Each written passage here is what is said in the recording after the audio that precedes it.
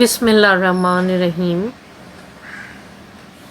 Assalamu alaikum students. I'm your teacher from Metropolitan Foundation School. Class चाहरुम Urdu माह अगस्त। Student, जैसा कि आप सब को मालूम है कि कोविड-19 की वजह से, कोरोना की वजह से हम सब एक बहुत मुश्किल दौर से गुज़र रहे हैं, जिसकी वजह से स्कूल्स बार बार बंद हो जाते हैं, फिर खुल जाते हैं और आप रेगुलर क्लासेस अटेंड नहीं कर पा रहे हैं अपने स्कूल में। इसी वजह से, इसी मसले के पेश नज़र ऑनलाइन क्लासेस स्टार्ट की गई हैं ताकि घर बैठे आपको आपकी तालीम जारी रखी जा सके और इस तरह से आप महफूज भी रहें कोविड-19 से। तो स्टूडेंट्स, पिछली लास्ट वीडियो में मैंने आपको अफू दरगुज़र की बुलंद ख़्वानी करवाई थी जो कि कंप्लीट नहीं हुई थी। आज हम इंशाल्लाह उसको कंप्लीट करेंगे और काम भी करेंगे कॉपीज़ में। तो स्टूडेंट्स, आप सब अपनी बुक्स ओपन कर लीजिए। हमने स्टार्ट कर दिया था और मैंने आपको बताया था कि अल्लाह ताला से दुआ मांगने का क्या तरीका है और हुजूर सल्लल्लाहु अलैहि वसल्लम जब कुफ़ार को इस्लाम की दावत देने गए तो उन लोगों ने क्या क्या सलूक किया। और हमने एक वाक़या और पढ़ा था जिसमें कि उस बुढ़िया का वाक़या था कि वो रोज़ाना कचरा फेंका करती थी, कूड़ा करकट हुजूर सल्लल्लाहु अलैहि वसल्लम पर, मगर फिर भी उन्होंने उसको कोई बद्दुआ नहीं दी। तो कुछ ये लास्ट वीडियो का मैंने थोड़ा सा आपको बयान कर दिया है। अब हम आगे रीडिंग स्टार्ट करते हैं अपनी। आप सल्लल्लाहु अलैहि वसल्लम के एक दुश्मन ने एक बार नमाज के दौरान आप सल्लल्लाहु अलैहि वसल्लम की गर्दन मुबारक में चादर डालकर आप सल्लल्लाहु अलैहि वसल्लम को बेदर्दी से घसीटा। एक और मौके पर जब आप सल्लल्लाहु अलैहि वसल्लम सजदे में थे, उसने ऊँट की ओज लाकर आप सल्लल्लाहु अलैहि वसल्लम की गर्दन मुबारक पर रख दी। उसकी इन सब ज़लील हरकतों के बावजूद नबी अकरम सल्लल्लाहु अलैहि वसल्लम ने ना उसे बद्दुआ दी और ना उससे इंतकाम लिया। एक बार रसूल अकरम सल्लल्लाहु अलैहि वसल्लम एक दरख्त के नीचे अकेले आराम फरमा रहे थे कि एक काफिर मौका पाकर नंगी तलवार लेकर आप सल्लल्लाहु अलैहि वसल्लम के सर पर आ खड़ा हुआ और ललकार कर बोला, बता अब तुझे मुझसे कौन बचा सकता है। आप सल्लल्लाहु अलैहि वसल्लम ने निहायत इत्मीनान से फरमाया, मेरा अल्लाह। ये सुनकर काफिर पर ऐसी हैबत तारी हुई कि तलवार उसके हाथ से छूट कर गिर गई। आप सल्लल्लाहु अलैहि वसल्लम ने वही तलवार उठाई और उससे पूछा, अब तू बता तुझे मुझसे कौन बचा सकता है। ये सुनकर वो खौफ से कांपने लगा और आप सल्लल्लाहु अलैहि वसल्लम से मुआफ़ी मांगने लगा। आप सल्लल्लाहु अलैहि वसल्लम ने तबस्सुम फरमाते हुए उसे माफ़ कर दिया।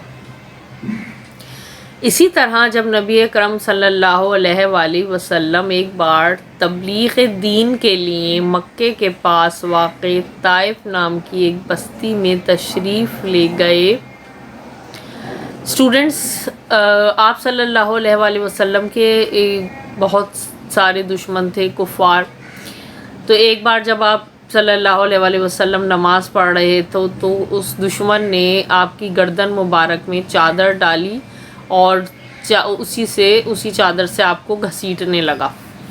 ایک اور موقع پر آپ صلی اللہ علیہ وآلہ وسلم سجدے کی حالت میں تھے تو کفار نے اونٹ کی جو اوجڑی ہوتی ہے، جو غلاظت ہوتی ہے، وہ لا کر آپ کی گردن مبارک پر رکھ دی. ایسی حرکتوں کے باوجود، اتنا تنگ کرنے کے باوجود حضور صلی اللہ علیہ وآلہ وسلم نے نہ تو انہیں بد دعا دی اور نہ ہی ان سے انتقام لیا.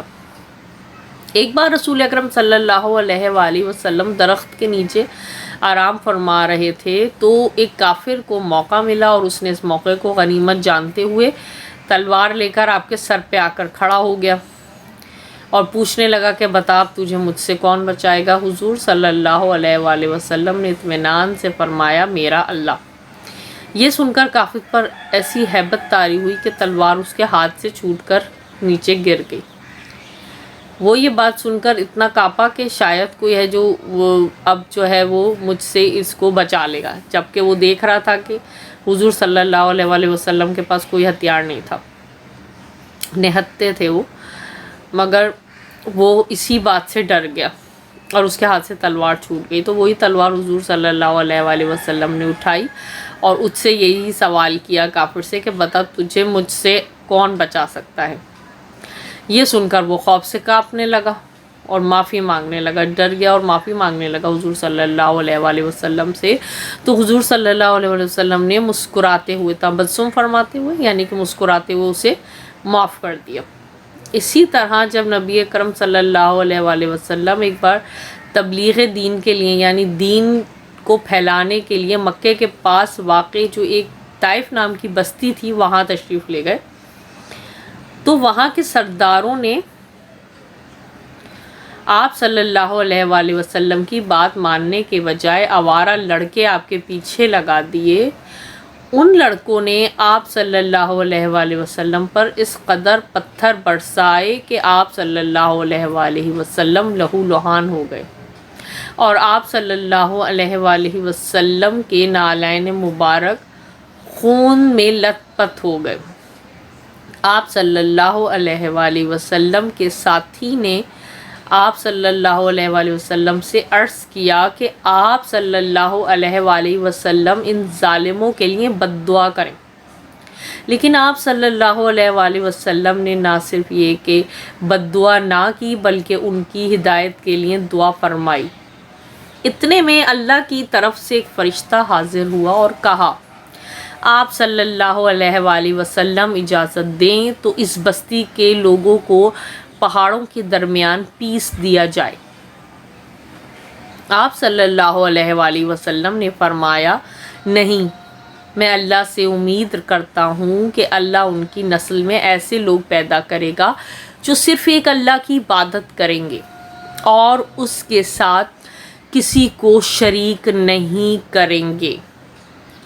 اسٹوڈنٹس، پھر بتایا جا رہا ہے کہ حضور صلی اللہ علیہ وآلہ وسلم ایک مکے کے پاس ایک جو طائف نام کی بستی تھی وہاں لے گئے، تبلیغ دین کے سلسلے میں وہاں گئے تھے کہ وہاں اللہ کا دین پھیلا سکیں، اسلام کو. تو وہاں کے سرداروں نے آپ صلی اللہ علیہ وآلہ وسلم کی بات تو مانی نہیں، اسلام قبول تو کیا نہیں کیا، مگر آوارہ لڑکے جو تھے گلی کے وہ ان کے پیچھے لگا دیے. اور ان لڑکوں نے کیا کرا، ان لڑکوں نے آپ صلی اللہ علیہ وآلہ وسلم کو اتنے پتھر مارے، اتنے پتھر برسائے کہ آپ صلی اللہ علیہ وآلہ وسلم لہو لہان ہو گئے یعنی کہ خون سے لت پت ہو گئے اور آپ کے نالین مبارک خون سے بھر گئے، لت پت ہو گئے.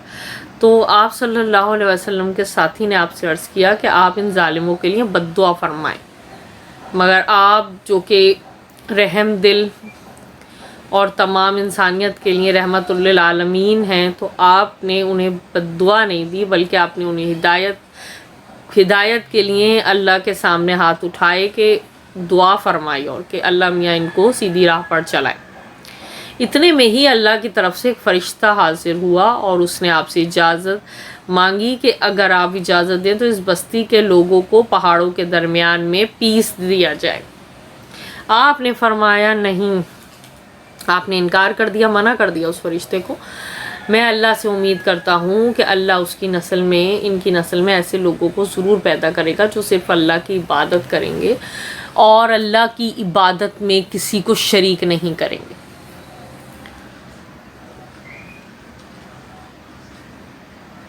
آپ صلی اللہ علیہ وآلہ وسلم کے عفو درگزر کی ایک مثال وہ واقعہ بھی ہے جب مکہ فتح ہوا اور آپ صلی اللہ علیہ وآلہ وسلم فاتح کی حیثیت سے مکے میں داخل ہوئے، تو وہ لوگ جنہوں نے قیام مکہ کے دوران آپ صلی اللہ علیہ وآلہ وسلم اور آپ صلی اللہ علیہ وآلہ وسلم کے ساتھیوں کو سخت ترین اذیتیں دی تھیں اور آپ صلی اللہ علیہ وآلہ وسلم کے قتل کے درپے ہو گئے تھے، آج وہ اپنے ظلم یاد کر کے لرز رہے تھے۔ آپ صلی اللہ علیہ وآلہ وسلم چاہتے تو انہیں پوری سزا دے سکتے تھے، لیکن آپ صلی اللہ علیہ وآلہ وسلم نے اس وقت بھی عفو درگزر سے کام لیتے ہوئے ان سب کو معاف کر دیا۔ حد یہ ہے کہ ہندہ نامی اس خاتون کو بھی معاف کر دیا جس نے جنگ احد کے موقع پر آپ صلی اللہ علیہ وآلہ وسلم کے سگے چچا سید الشہداء حضرت حمزہ رضی اللہ تعالیٰ عنہ کی نعش کا سینہ چاک کر کے ان کا کلیجہ چبایا تھا۔ نبی کریم صلی اللہ علیہ وآلہ وسلم کی سیرت طیبہ کے اس پہلو کے مطالعے سے ہمیں یہ سبق ملتا ہے کہ ہم بھی لوگوں کے قصور معاف کر دیا کریں اور عفو درگزر کو اپنی عادت بنا لیں۔ اسٹوڈنٹس، تو یہاں آپ کو بتایا گیا ہے کہ آپ صلی اللہ علیہ وآلہ وسلم کی عفو درگزر یعنی کہ معاف کر دینے کی ایک مثال وہ واقعہ بھی ہے کہ جب مکہ فتح ہوا تھا تو آپ مکہ فتح کرنے کے بعد ایک فاتح کی حیثیت سے مکے میں جب داخل ہوئے تو وہ لوگ وہاں موجود تھے جنہوں نے قیام مکہ کے دوران آپ صلی اللہ علیہ وسلم اور آپ کے ساتھیوں کو سخت ترین اذیتیں دی تھیں۔ جب آپ فتح مکہ کے بعد داخل ہوئے تو وہاں وہ سب لوگ موجود تھے، تو جو آپ کے قتل کے درپے ہو گئے تھے وہ سب لوگ موجود تھے۔ آج وہ اپنے ظلم یاد کر کے لرز رہے تھے یعنی کہ کانپ رہے تھے۔ کیا آپ صلی اللہ علیہ وآلہ وسلم چاہتے تو انہیں پوری سزا دے سکتے تھے، لیکن آپ صلی اللہ علیہ وسلم نے اس وقت بھی رحم دلی کا مظاہرہ کرتے ہوئے ان تمام لوگوں کو معاف کر دیا، یہاں تک کہ ایک ہندہ نامی خاتون تھیں اس کو بھی معاف کر دیا۔ اس نے کیا کیا تھا، اس نے جنگ احد کے موقع پر آپ کے سگے جو چچا تھے حضرت حمزہ رضی اللہ تعالیٰ عنہ، ان کی نعش کا سینے کو چاک کیا اور ان کا کلیجہ چبایا تھا۔ نبی کریم کی سیرت طیبہ کے اس پہلو کے مطالعے سے ہمیں یہ سبق ملتا ہے کہ ہم بھی لوگوں کے قصور معاف کر دیا کریں اور عفو درگزر کو اپنی عادت بنا لیں۔ آج کل جیسے میں دیکھتی ہوں، میں اپنا اوپینین آپ کو شیئر کرتی ہوں کہ میں دیکھتی ہوں کہ لوگوں میں پیشنس نہیں رہا، صبر و تحمل بالکل ختم ہو گیا۔ ذرا سی کوئی بات ہوتی ہے وہیں لڑائی جھگڑے شروع ہو جاتے ہیں، لوگ قطع تعلق کر لیتے ہیں، نہیں ملتے ایک دوسرے سے۔ تو لوگوں کو صبر و تحمل سے کام لینا چاہیے اور معاف کر دینے کی عادت کو اپنانا چاہیے۔ قصور تو ہو جاتے ہیں مگر معاف کر دینا چاہیے، کیونکہ یہ ہمارے حضور صلی اللہ علیہ وآلہ وسلم کی عادت تھی اور ہمیں انہی کی پیروی کرنی ہے۔ تو ان کی پیروی کرتے ہوئے ہمیں یہ سب کچھ اپنی عادت بنا لینی چاہیے کہ وہ بھی ہر کسی کو اتنی بڑے کام جو کر جاتے تھے ان کے ساتھ ظلم و ستم، ان کو بھی وہ معاف فرما دیا کرتے تھے۔ اسٹوڈنٹس، یہاں آپ کی سبق عفو درگزر کمپلیٹ ہو جاتا ہے اور امید کرتی ہوں کہ آپ تمام بچوں کو یہ سبق بہت اچھے طریقے سے سمجھ آ گیا ہوگا، اور اگر آپ لوگوں کو کوئی مسئلہ ہے تو آپ جب آپ کے گروپ آن ہوتے ہیں تو آپ ادھر ایزیلی پوچھ سکتے ہیں ٹیچر سے کہ ہمیں جو بھی آپ کو سمجھ نہیں آیا آپ اس کے متعلق سوال کر سکتے ہیں. اوکے اسٹوڈنٹس، تو اب آپ نے کیا کرنا ہے، یہ جو آپ کو سلائیڈ نظر آ رہی ہے اس میں املا کے الفاظ آپ کو نظر آ رہے ہیں. املا کے الفاظ آپ کو کرنا کیا ہے، آپ نے اپنی کاپی کھولنی ہے اور آپ نے منتھ کا، ماہ اگست کا ٹائٹل پیج بنانا ہے. جس طرح کہ آپ لوگ کلاس میں کام کرتے تھے سیم اسی طرح کام ہوگا. ماہ اگست کا آپ نے سب سے پہلے ٹائٹل پیج بنانا ہے. اس کے بعد ہم کیا کرتے تھے، ہم اپنے سبق کا ٹائٹل پیج بناتے تھے. آپ کیا ٹائٹل پیج بنائیں گے، عفو درگزر کا ٹائٹل پیج بنائیں گے. بہت اچھا سا صاف ستھرا کام کریں گے، نیٹ اینڈ کلین کام کریں گے. اس کے بعد آپ نے یہ املا کے الفاظ کی ہیڈنگ ڈالنی ہے. املا کے الفاظ کی ہیڈنگ اوپر دیں گے، ڈیٹ ڈالیں گے، ڈیٹ مینشن کریں گے ضرور. اور املا کے لیے 5 الفاظ جو ہے، 5 الفاظ آپ اسی طرح سے لکھیں گے جیسے میں نے اوپر سے نیچے لکھے ہیں، اسی طرح سے لکھیں گے. ہاریزونٹلی نہیں لکھیں گے، ورٹیکلی لکھیں گے. اب پہلا لفظ ہے تاکید، دوسرا لفظ ہے زیادتی، تیسرا ہے تبلیغ، پھر ہے چوتھا لفظ ہے شریک، اور اس کے بعد 5واں لفظ آپ کو دیا گیا ہے لہو لہان. سب سے پہلے آپ نے یہ املا کے الفاظ لکھ لینے، ٹائٹل پیج بنا کے املا کے الفاظ لکھیں گے. اس کے بعد آپ کریں گے مشکل الفاظ کے معنی. تو مشکل الفاظ کے معنی بیٹا آپ کو اپنے چیپٹر کے بعد بھی بک میں بھی مل جائیں گے. اگر آپ بک کھولیں گے تو صفحہ نمبر 8 یعنی کہ 8 پر آپ کو یہ مشکل الفاظ جو ہے آپ کی بک میں بھی لکھے ہوئے ہیں. میں نے وہیں سے پکچر لی ہے یہ، تو آپ وہاں سے بھی دیکھ کے اپنی کاپی میں لکھ سکتے ہیں. اب آپ اوپر ہیڈنگ دیں گے مشکل الفاظ کے معنی لکھیں، ٹھیک ہے. اور بیچ میں سینٹر میں آپ لائن ڈرا کریں گے اور آپ ایک طرف الفاظ لکھیں گے اور دوسری طرف آپ معنی کی ہیڈنگ ڈال کے یہ سارے معنی اسی طرح ایز اٹ از اپنی کاپی میں اتار لیں گے. پہلے کیا کریں گے، املا کے الفاظ، اس کے بعد یہ کریں گے المشکل الفاظ کے معنی. میں پڑھ دیتی ہوں ایک دفعہ. ایپ کا ہے نقص، تاکید ہدایت، ناگوار ناپسند، اوجھ غلاظت، تبسم مسکراہٹ. ٹھیک ہے اسٹوڈنٹس، یہ 2 کام کریں گے، پھر ہم اور آگے چلتے ہیں.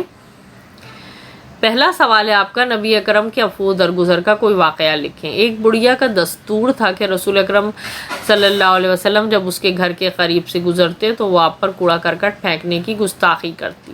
آپ نے کبھی اسے برا بھلا نہیں کہا، نہ بد دعا دی. ایک دن اس نے آپ پر کوڑا کرکٹ نہیں پھینکا تو آپ نے بڑھیا کے متعلق لوگوں سے دریافت کیا. پتہ چلا کہ وہ بیمار ہے. یہ سن کر آپ اس کے گھر گئے اور اس کی عیادت کی. یہ آپ کا پہلا سوال ہے. اس کے بعد یہ آپ کا دوسرا سوال ہے، تلوار لے کر آنے والے شخص کا واقعہ اپنے الفاظ میں لکھیں. ایک بار رسول اکرم صلی اللہ علیہ وآلہ وسلم ایک درخت کے نیچے آرام فرما رہے تھے کہ ایک کافر موقع پا کر ننگی تلوار لے کر آپ کے سر پر آ پہنچا اور بولا، بتا اب تجھے مجھ سے کون بچا سکتا ہے؟ آپ نے اطمینان سے فرمایا، میرا اللہ. یہ سن کر کافر پر ایسی ہیبت طاری ہوئی کہ وہ تلوار اس کے ہاتھ سے چھوٹ گئی اور آپ نے وہی تلوار اٹھائی اور اس سے پوچھا، اب تو بتا تجھے مجھ سے کون بچا سکتا ہے؟ یہ سن کر وہ خوف سے کانپنے لگا اور آپ سے معافی مانگنے لگا. آپ نے مسکراتے ہوئے اسے معاف کر دیا.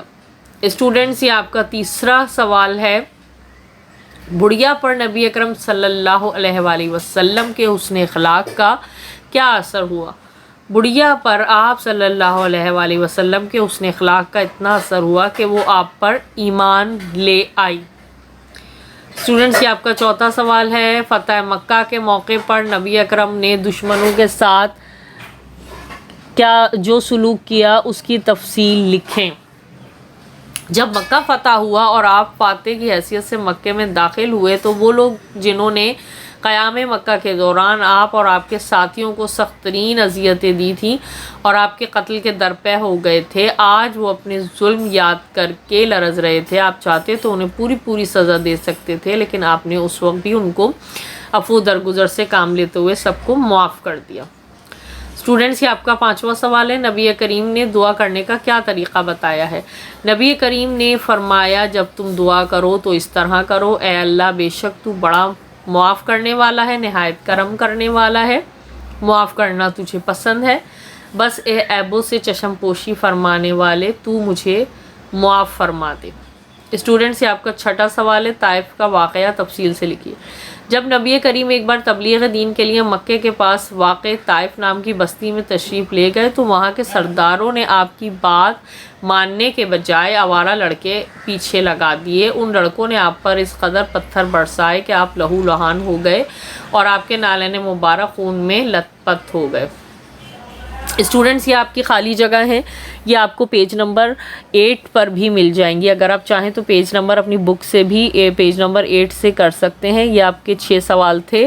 اس سے پہلے بڑھیا آپ صلی اللہ علیہ وآلہ وسلم کے حسن اخلاق سے متاثر ہو کر ایمان لے آئی۔ آوارہ لڑکوں نے آپ صلی اللہ علیہ وآلہ وسلم پر پتھر برسائے۔ فرشتے نے آپ سے کہا کہ ان لوگوں کو پہاڑوں کے درمیان پیس دوں۔ آپ صلی اللہ علیہ وآلہ وسلم فاتح کی حیثیت سے مکے میں داخل ہوئے۔ آپ صلی اللہ علیہ وآلہ وسلم نے اہل مکہ کو معاف کر دیا۔ اسٹوڈنٹ، سب سے پہلے آپ املا کے الفاظ کریں گے، میں نے بتا دیا ہے کس طرح کریں گے، پھر الفاظ معینے کریں گے، اس کے بعد آپ تمام کوشچن آنسرز کریں گے 6 کے 6، اور اس کے بعد آپ کریں گے خالی جگہ پر کریں، جو کہ آپ کے بک میں بھی ہیں پیج نمبر 8 پر، اور فل آپ یہاں سے دیکھ کے کر سکتے ہیں، اتار آپ بک سے بھی سکتے ہیں۔ تو یہ تمام کام آپ کاپی میں کریں گے، بالکل صاف ستھری رائٹنگ میں لائن چھوڑ کر، اور ہر لفظ کے بعد آپ نے تھوڑا تھوڑا گیپ دینا ہے اور بہت ہی صفائی سے کام کرنا ہے۔ ہیڈنگ اچھی طرح سے لگا کر ڈیٹ وغیرہ مینشن کر کے کام کرنا ہے، اور کوئی پرابلم ہوگی تو آپ مجھ سے واٹس ایپ پر پوچھ سکتے ہیں۔ Thank you.